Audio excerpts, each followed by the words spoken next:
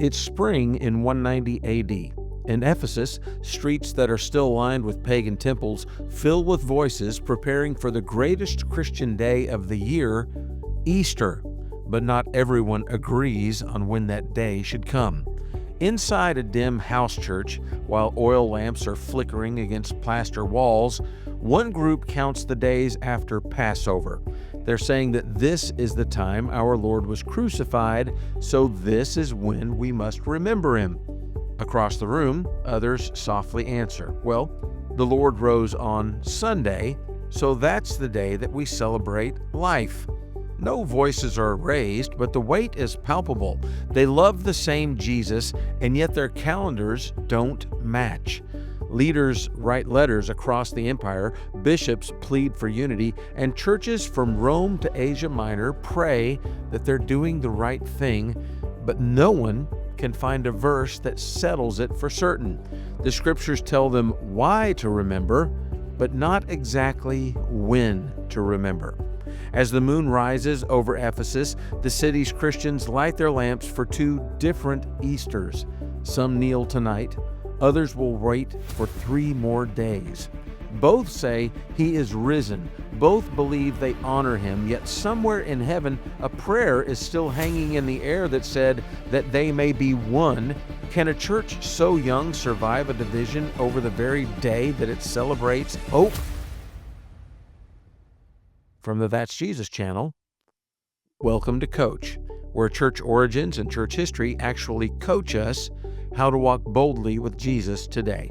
I'm Bob Balch, and on Mondays, we stay between 0 and 500 AD. In this episode, we are in the year 190 AD, and we're exploring how early believers faced a simple question with eternal weight when it came to celebrate Easter, and why their different answers still speak to Jesus' call for oneness in John 17.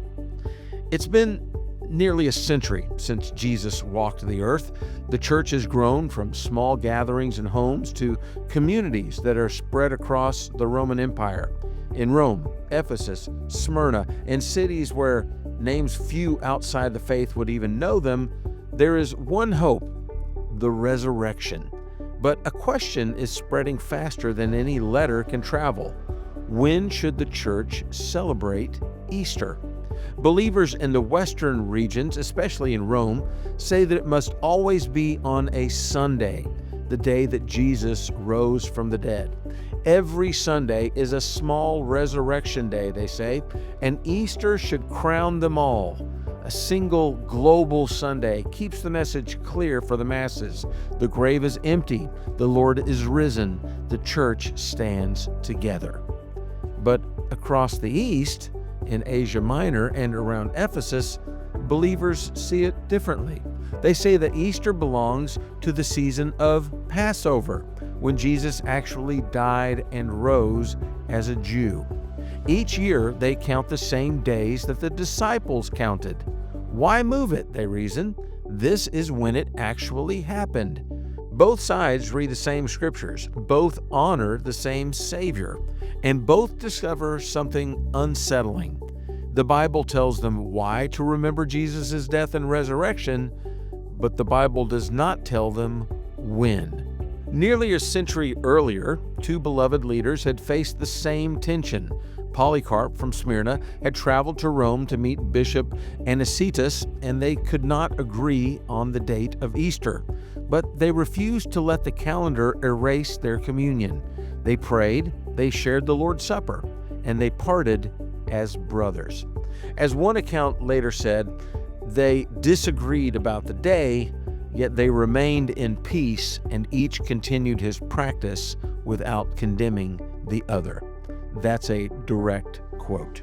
Now, the new names rise in this era of 190 AD. They're Victor from Rome, Polycrates in Asia Minor, and Irenaeus of Lyon. And the question has grown too large for a friendly visit to solve now. Letters cross the empire, leaders hold meetings to seek a common answer, and some say that unity demands a single day, while others say that faithfulness demands staying with what the apostles taught. No one doubts each other's faith, only their timing. And for a young church still defining its shape, this is no small issue. The world watches its worship. The church wonders, will Easter become a cause of celebration, or is Easter going to be the first crack in Christian unity?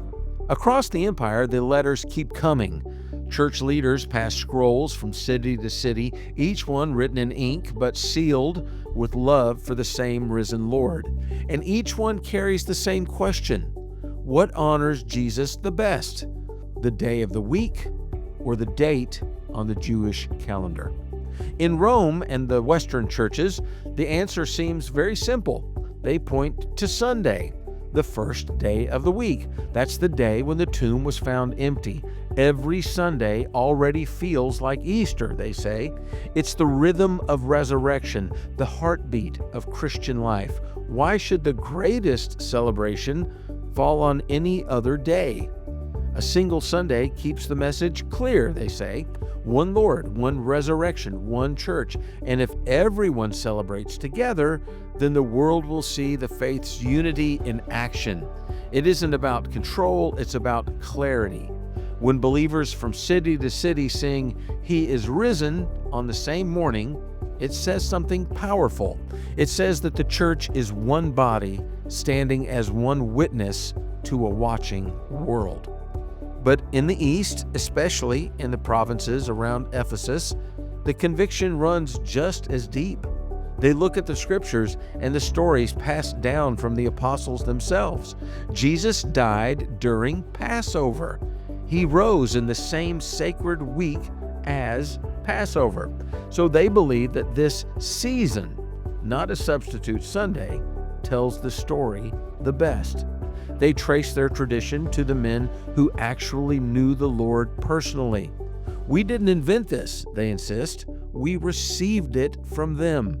And their hearts burn to stay faithful to the pattern that they believe the apostles gave them, to honor the timing God Himself arranged when the Lamb of God took away the sins of the world. In a letter still preserved by history, Polycrates of Ephesus defends their practice. Quote, "I have followed the tradition handed down by the apostles, for I am not afraid of threats, for greater is God than men." End quote. To him and those like him, changing the date feels like rewriting the story. Each side can quote scripture, each prays for unity, yet every verse that strengthens one argument seems to strengthen the other argument at the same time. When Western churches talk about the first day of the week, Eastern churches point to the days of unleavened bread. And when one speaks of honoring the resurrection, the other speaks of remembering the cross that made it possible. By the 180s, whole regions have chosen a side. Some hold councils, gatherings of pastors and elders, to confirm their custom. The Sunday group hopes to end confusion. The Passover group sees no confusion to end in the first place. And the more they explain, the more they admire and misunderstand each other. Each side believes that the other loves Jesus, but not quite enough to yield. And through it all, one word keeps echoing in their letters. The word is unity. Everyone wants it. No one agrees on how to keep it. By the year 190, patience is running thin. In Rome, the bishop has heard enough. He wants the church to move as one. If the East insists on keeping Easter by the old Passover schedule, he warns this: they will be cut off, separated from the fellowship of believers everywhere else. It is a stunning threat. They're not heretics, they're not false teachers, they're brothers. And the empire's Christians hold their breath. If Rome and Asia divide, how can the world believe their message of reconciliation? Across the sea, the churches in Asia Minor receive the news, with grief, not rage. They love their brothers in Rome, but they also love the pattern that was handed down through generations. Changing it now would mean abandoning the witness of their elders. Then a different voice speaks out, one that refuses to echo either side's anger.